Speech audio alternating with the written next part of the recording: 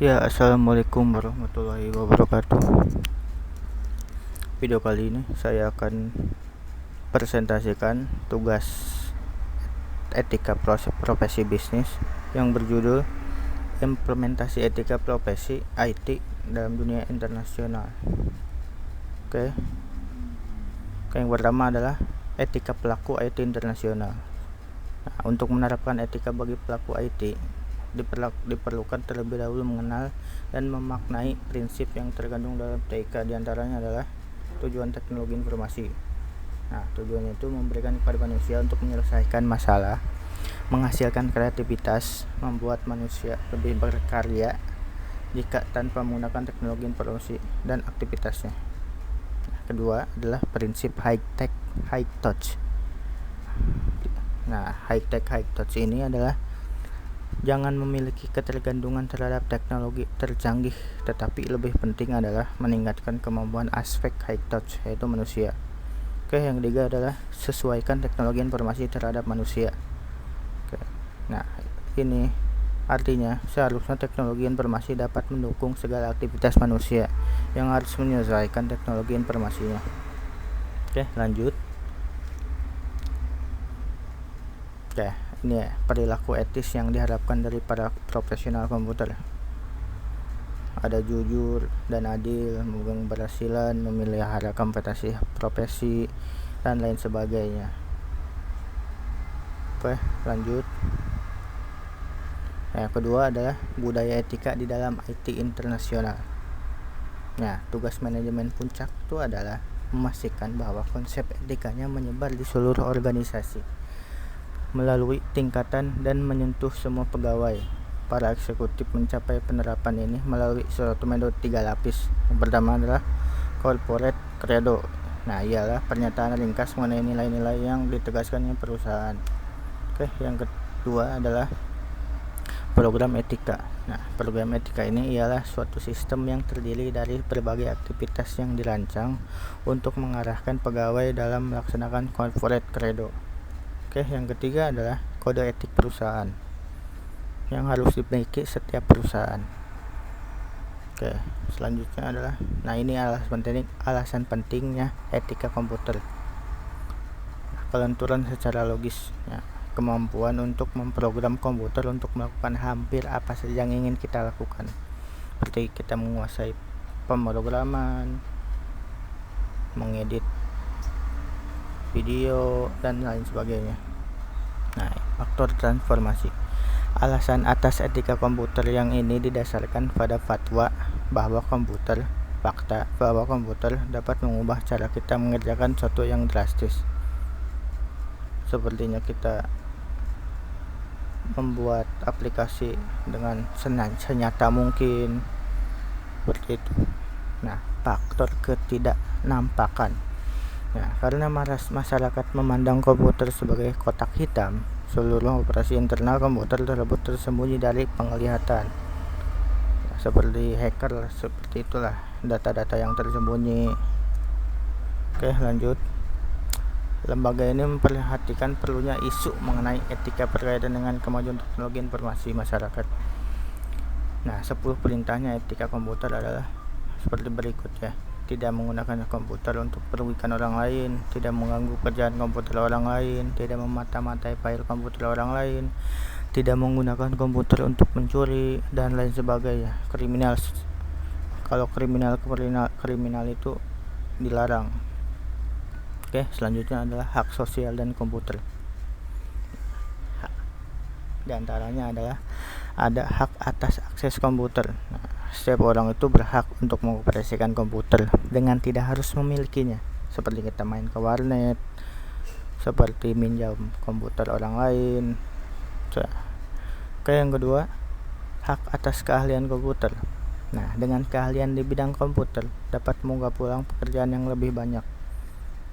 Seperti sekarang inilah, teknologi semakin pesatnya perkembangannya, maka peluang pekerjaannya pun lebih besar. Seperti itu. Ketiga adalah hak atas spesialis komputer. Untuk bidang tertentu diperlukan spesialis bidang komputer karena tidak semua pemakai komputer menguasai, seperti menguasai bahasa pemrograman, bahasa Java, bahasa yang membuat building aplikasi atau website yang hanya dilakukan oleh profesional. Oke, yang keempat lah hak atas pengambilan keputusan komputer. Meskipun masyarakat tidak berpartisipasi dalam pengambilan keputusan mengenai bagaimana komputer diterapkan, namun hak user dalam etika pemanfaatan teknologi informasi. Ini hak atas privasi. Masyarakat tuh punya hak atas privasi. Nah, sebuah informasi yang sifatnya pribadi baik secara individu maupun dalam suatu organisasi mendapatkan perlindungan atas hukum tentang keberhasilannya. Hak atas akurasi. Nah, komputer dipercaya dapat mencapai tingkat akurasi yang tidak bisa dicapai oleh sistem non-komputer.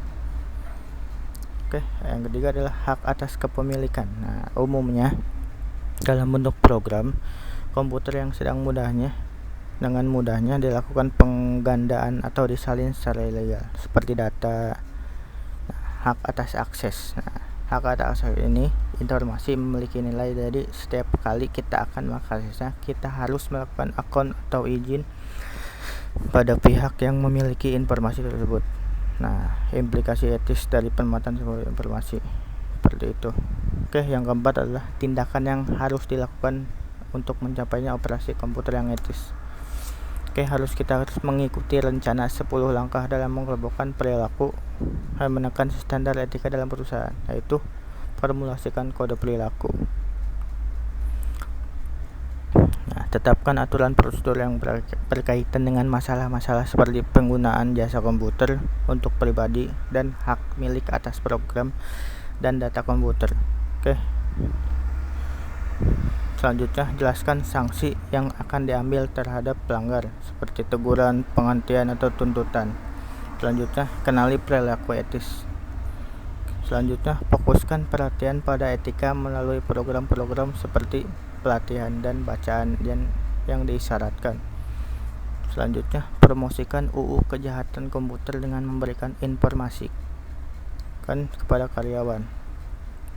Selanjutnya, simpan suatu catatan formal yang menerapkan pertanggungjawaban tiap spesialis informasi untuk semua tindakannya, dan kurangi godaan untuk melanggar dengan program-program seperti audit etika.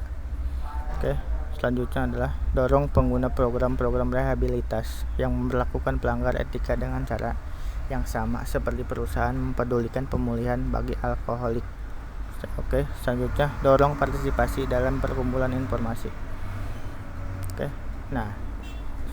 Selanjutnya mari kita contoh studi kasus dengan kejahatan kasus cybercrime. Pencurian data melalui teknik phishing. Teknik phishing ini selalu